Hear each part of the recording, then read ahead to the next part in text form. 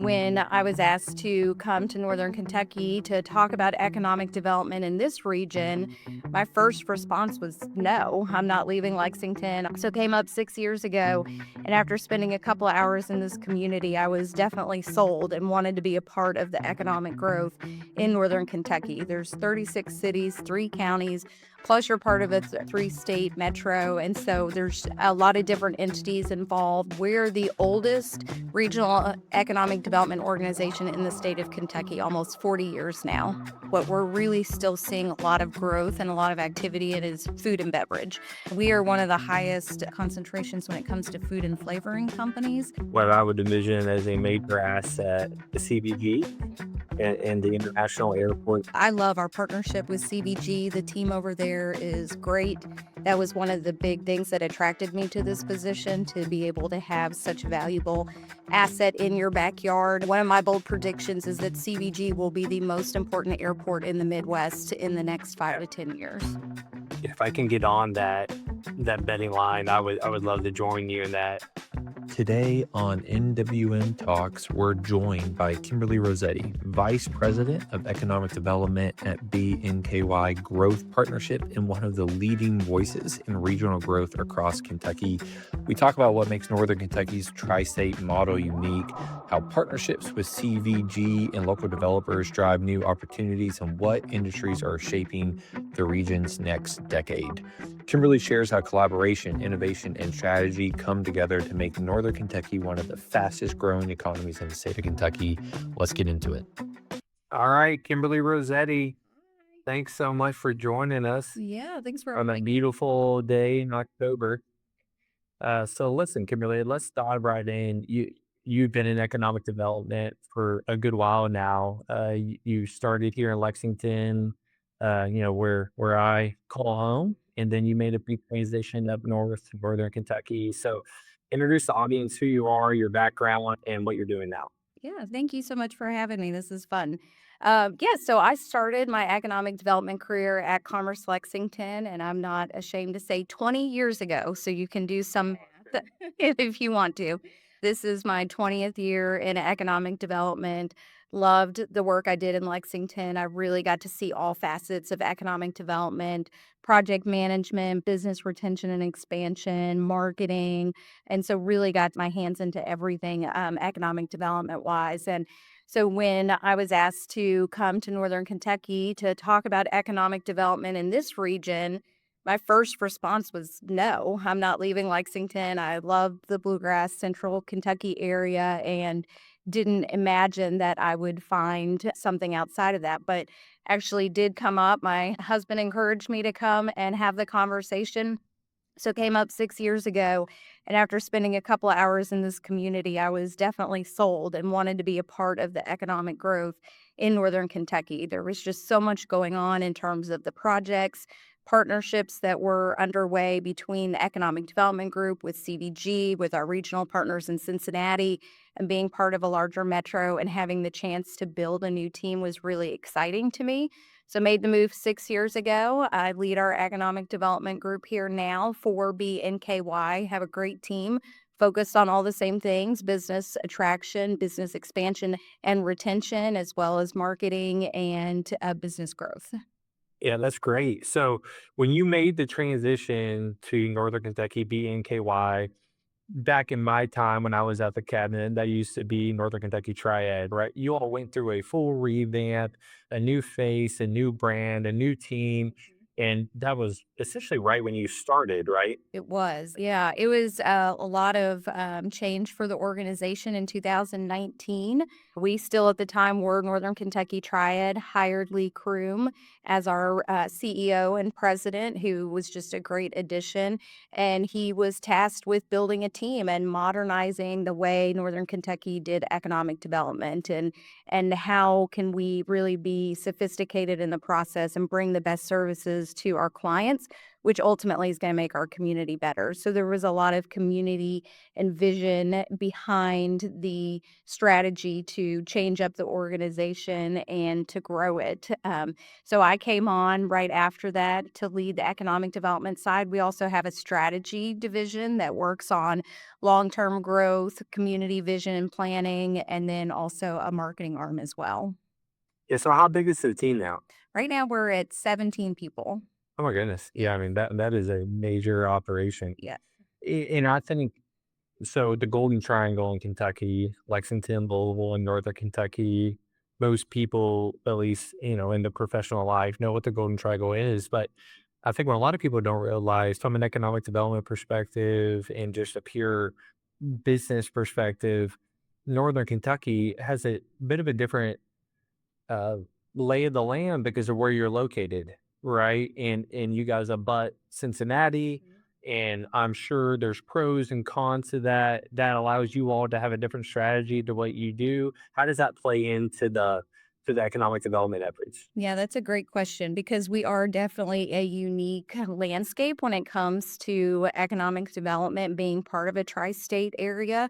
So, when I was in Lexington, everything was so easy when you were working with the city and county government because it was a merged city county government. And then moving to Northern Kentucky, there's 36 cities, 3 counties, plus you're part of a 3 state metro. And so there's a lot of different entities involved, but we've really spent the last 6 years building those partnerships and the relationship and the trust so that we can easily navigate through the different jurisdictions when working with clients, but just working on community initiatives as well with our partners. And so, it's a quick, easy phone call for me to call my colleagues in Cincinnati or to call somebody in the city of Covington or the city of Florence, work on projects together. So we've definitely have navigated that landscape really well. And I'm really proud of the team because they really make sure all of our partners are at the table and we have that cohesiveness when we're working on projects. And you just said 36 cities, I mean, 36. 3 states.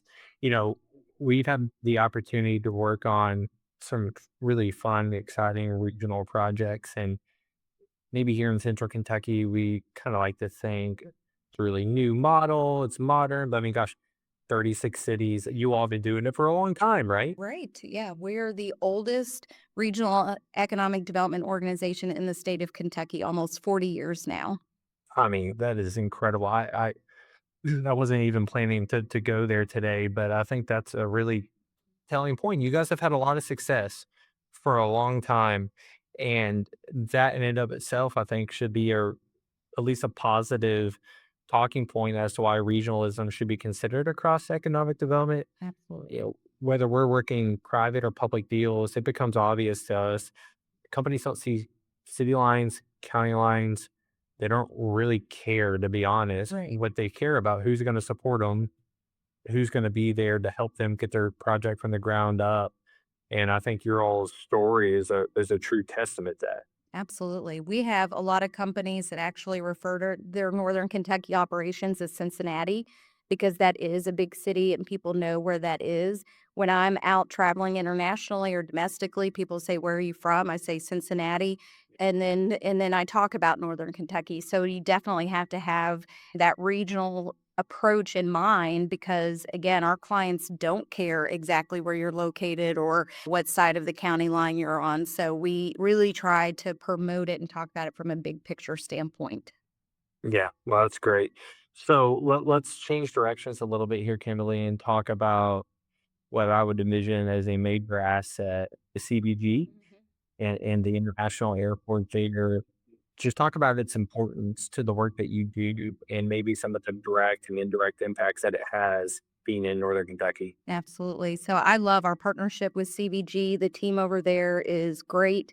That was one of the big things that attracted me to this position to be able to have such valuable asset in your backyard. I mean, they are the largest regional economic driver for our region.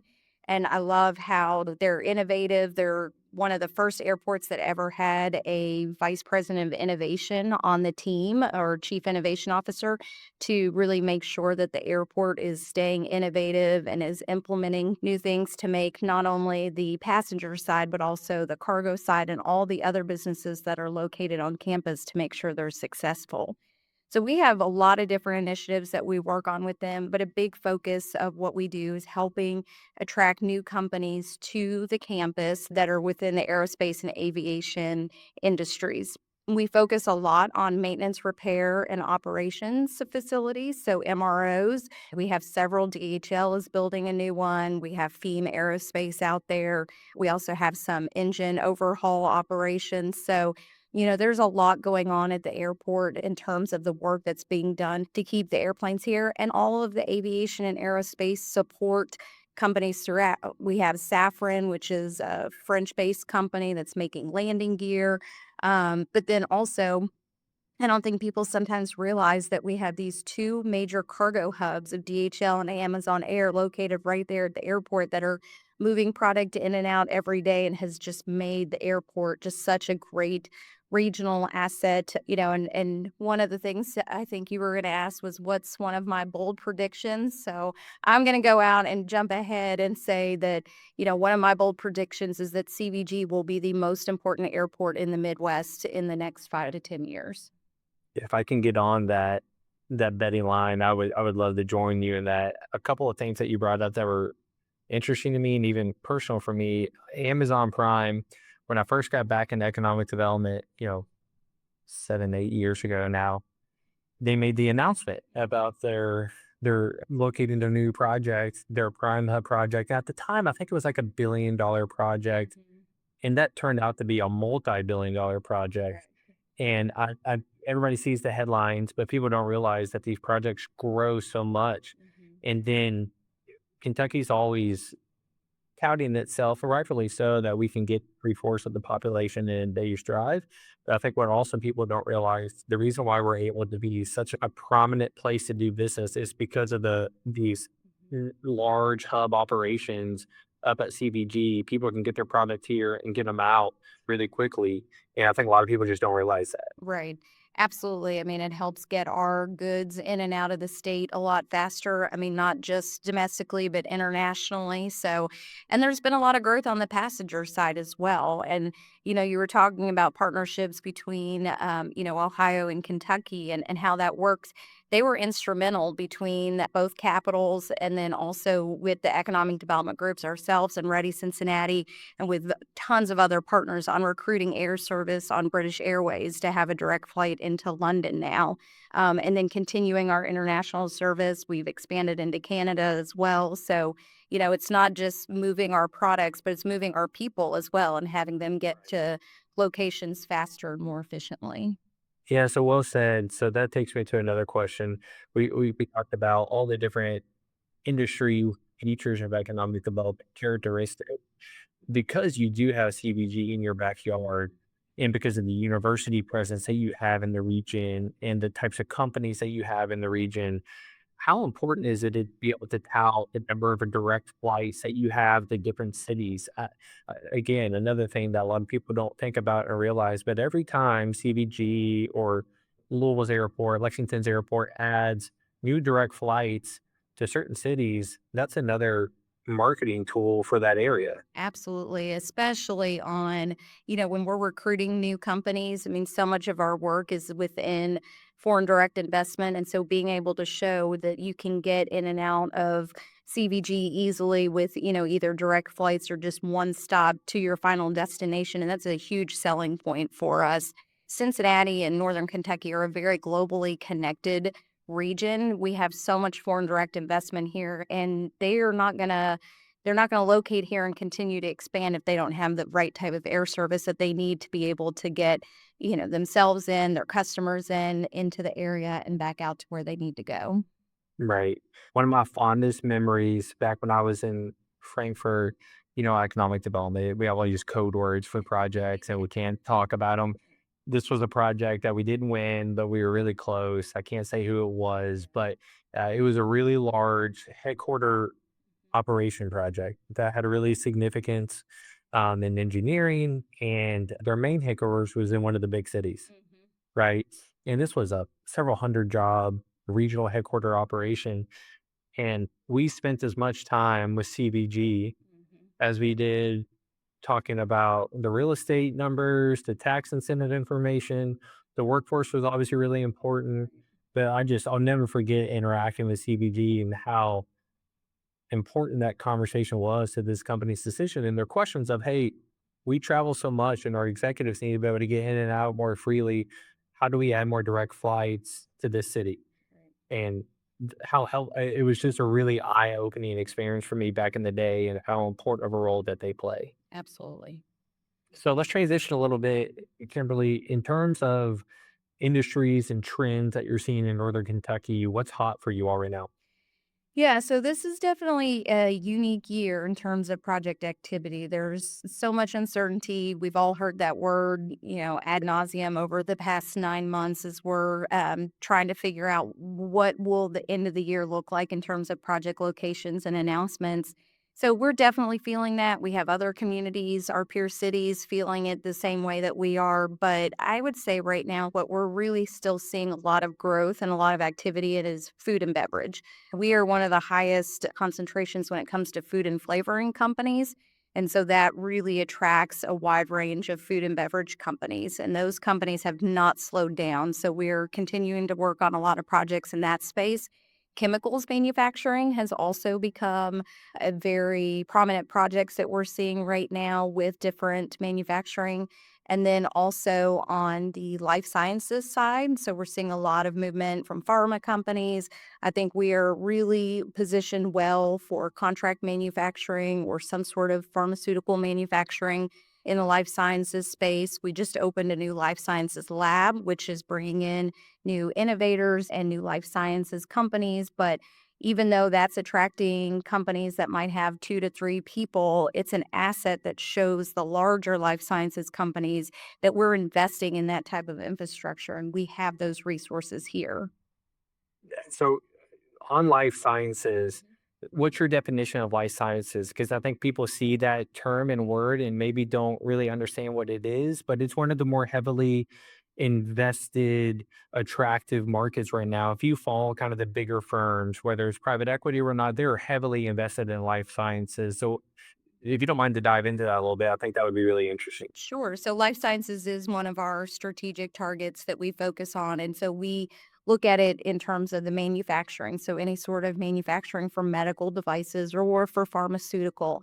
Or, we also look at it from the innovation side. So clinical research, we have CTI here, we have Gravity Diagnostics that's doing a lot of testing. And so the testing piece of it, the clinical research is very important and then again, a lot of the information technology too that is around the life sciences industry is also a big focus of ours in terms of how it really goes between the software and IT industry, but also into the life sciences industry as well.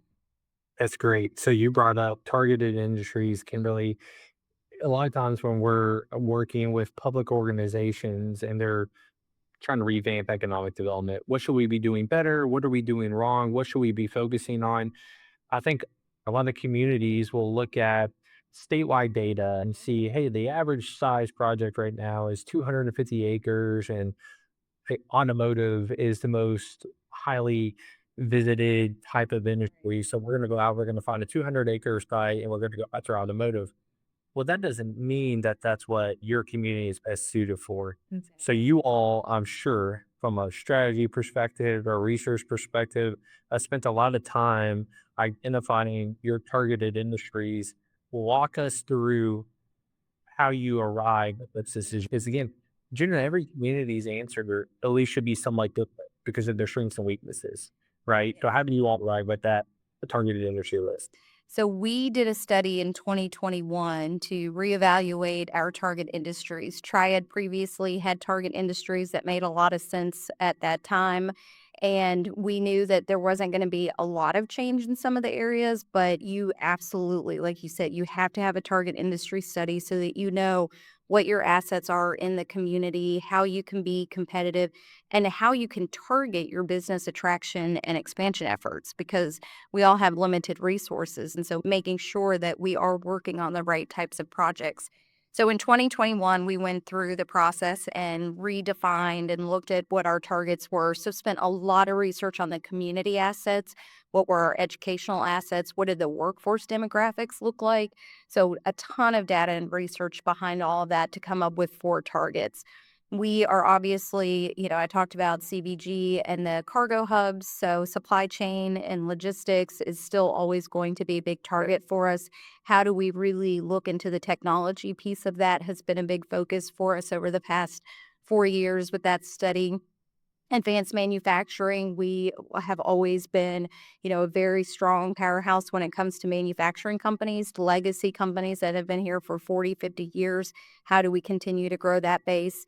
And then life sciences that we talked about. But one industry that hadn't been added before was software and IT.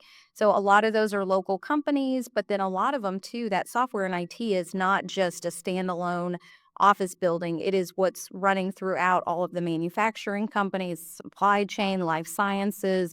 So really encompasses all 4 when we look at our target industry. Yeah, I mean, that should be put up on a poster somewhere. It's a lot to go through what your community is best suited for to then better use your time to attract the right industries. So many, I think, communities, and this is not just specific to Kentucky. I think it's across the country and the region that maybe more from a rural perspective, they just look at these averages and they try to go after, and maybe that's not what they're best suited for. Mhm. Uh, so what about challenges right now, Kimberly? What are the 2 things, 3 things, whatever it is that you guys are running up against frequently, and how are you handling that? Yeah, so I'd say our 2 biggest challenges right now are probably not much different than what other communities are facing, but one of them is land use. So land is a very finite resource. There's only so much. And so how are we making sure that we are putting in the best growth policies and identifying land that can be used for, very smart development when it comes to manufacturing or life sciences, anything that's going to support those target industries and create the higher paying jobs. So we work really closely with our local jurisdictions on identifying that land, coming up with a plan. There are several communities that are underway in a very detailed process of how we get the next business part going. So that is definitely a challenge because we don't have enough of it right now. And we need to make sure, though, that we're identifying where those areas are. Second one is workforce. It's been a topic of conversation and concern ever since I've been doing this. And so, how do we make customized solutions for our clients to make sure that we're accessing the best resources for them, that they're able to find people and getting into the community and being successful with the people? We've invested heavily into some kindergarten through high school programs to help develop that pipeline because we know in 5 years this is still going to be an issue. So we need to get kids more exposed to these different types of careers in the high demand sectors. But then also, how do we put together a customized workforce solution for today? How do we help our companies get, anywhere from 20 to 40 to 200 people into their facility? So that's been a big focus for us. And so those are 2 challenges that aren't going to be fixed overnight, but we've got some really good long-term strategies in place to address them. All right, you brought up many things I want to follow up on, really good stuff. So first on the land, Kimberly, I, again, every area is different, but the bigger areas, it's just truth. Land is so much harder to come by. It's the same thing. You were in Lexington for a long time, right? It's the same problem. Land is a finite resource. So because of that, how often are you all working? And I'm a bit biased because we do a lot of real estate work, but how often are you working with commercial real estate advisors, developers, and in some cases, how important is it to have good relationships with them? Because a lot of times their product is what you have to work with sometimes, right? Exactly. Yes, it's a huge relationship for us and a very important one. So we work very closely with our real estate community, with our developers. And you're right, and being part of a bigger metro, we don't have a publicly owned site the way a lot of other communities have. So we have to have a great relationship with our developers because we're working on a project together. And I feel like our development community in Northern Kentucky has been so open to finding the highest and best use for their developments and working with us and saying, what are you all seeing? What types of projects are you seeing? What's the scope look like? And how can we build the next building that's going to attract those types of manufacturers is vitally important because if we're not connected, then they're building a product that's not going to be attractive to our clients, Yes. or we're going to be bringing clients to them that they may not be interested in. So we definitely have to have that communication, and we do, which has been really helpful. Yeah. So just a Post-it note, not all those supervisors and developers are bad people, right? So No. you mentioned workforce. This is somewhat of a cliche question, but how how much is housing impacting the ability to grow the workforce? Gosh, it's so interesting. I mean, 20 years ago, housing was never a topic when you were working on a project, right? And now it's, they come in, where can we locate our building? How can we find our people? But where are they going to live? And where are the opportunities for them to have an affordable home or apartment or condo in an area that they want to live in? And so housing has definitely been at the forefront in our long-term community visioning and what we've been working on. The Area Development District, who's a great partner, they did a whole housing study for the region. They cover more counties than we do, but to really look at what's needed, how many more units or houses do we need to be able to attract the right type of workforce and so that they have housing and have really shared that out. There's working groups, there's committees. And so I think it's telling that story and showing what that need is out there that they've been a big part of. And so have the other community leaders that have been working with them. So I think we're on the right track. That's also going to be something, though, that's going to take a while to develop out to make sure we're putting the right product in place. But it's definitely happening. We just need to see more of it. Yeah, so the last follow-up to that is it's a bit of a combination between those 2 topics is, finite resource and land, and then housing being an issue, but then more the fact that public opposition to almost any project now has become the norm. I don't know, maybe it's because of social media that it feels it's more relevant now than it was several years ago, and I wanna just go on the record that this is everybody's right, Mhm. right? We have, these processes for a reason for the public to come and voice their opinion and a concern. But it used to feel like the big, massive industrial project were the ones that were fought. And that was main. Now it feels like Mhm. a new subdivision or a new commercial development, or it doesn't matter what it is. Right. It's just no development is a good development. And unfortunately, and not every project is a good project. I'm fully aware of that. But unfortunately, some of these, highly organized public opposition efforts have stopped really good projects. Mhm. And even if you really only want to focus on housing, it's preventing a place for someone to live. Right. I mean, I don't know if you have an opinion on that, but for us, public opposition has been really tough on projects nowadays. Yeah, we are not different than any other community. We see that as well around certain retail or housing projects. Definitely, there can be opposition. I think our communities have done a really good job of vetting the different types of project and making sure that best use, highest and best use for that area, and keeping up with the demand of what our community wants. There might be opposition, but at the end of the day, they have to think about, hey, my neighbor may need a different type of living situation, or I may have a family member who can't afford the type of housing that I'm in, may need something different. So, you'd like to think they would keep an open mind to that, but yes, we see it as well. Yeah. Well, so a few things here to wrap it up.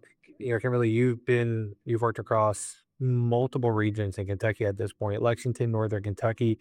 You served on the KED board and led the KED board now for many years. What's the constant denominator of success in these regions in economic development?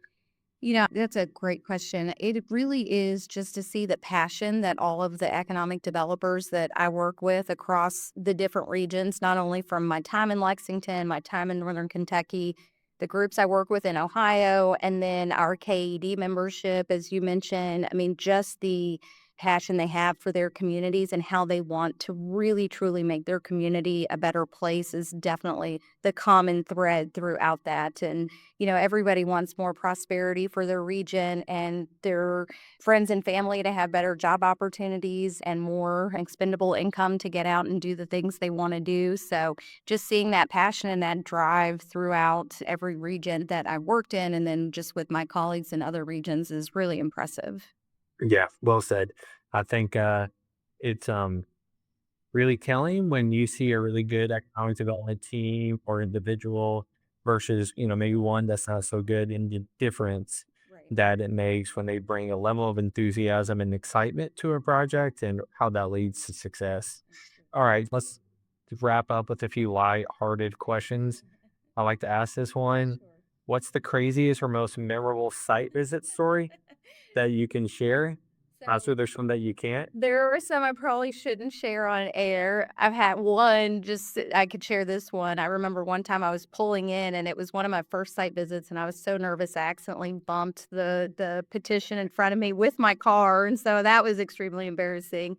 But probably one of the craziest was it wasn't a site visit, but we were hosting clients at Keeneland for an afternoon of racing. And the night before, my husband asked me to make a bet for him, and I wrote the number down wrong. I wrote a 1 instead of a 10. And it was a $2 bet, so I didn't really pay much attention to it. And then the race went off, and I was like, wow, that's a really big number up there. I was like, I think that I just won $4,000 on this, and all the clients were going nuts, and they were like, "Oh, let's get drinks to celebrate." And they were like, "Call your husband." And I picked up my phone, and he had sent me a text, and because I had sent him a picture of the ticket, he's like, "No, I didn't want the one horse. I want the 10. Go change it."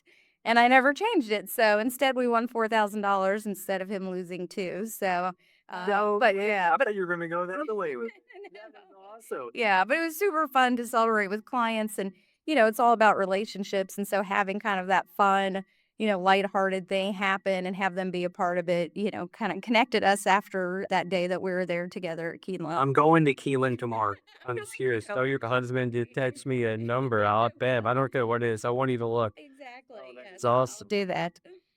Well, how about what's your favorite lunch spot up in North So, New Texas? I love Coppins at Hotel Covington in the city of Yeah. Covington. It's just such a fun and vibrant place. That's where I had dinner during my interview process. That's where I go to lunch a lot with clients, host them there for dinner or lunch, and you see everybody in Northern Kentucky, so it's always fun to get dinner there. It is. I'm a coffee guy. So what's your favorite coffee shop? So I have 2. I do have to admit I get Starbucks on the way into work because I drive a little bit, and so I'll grab that because it's close to the house.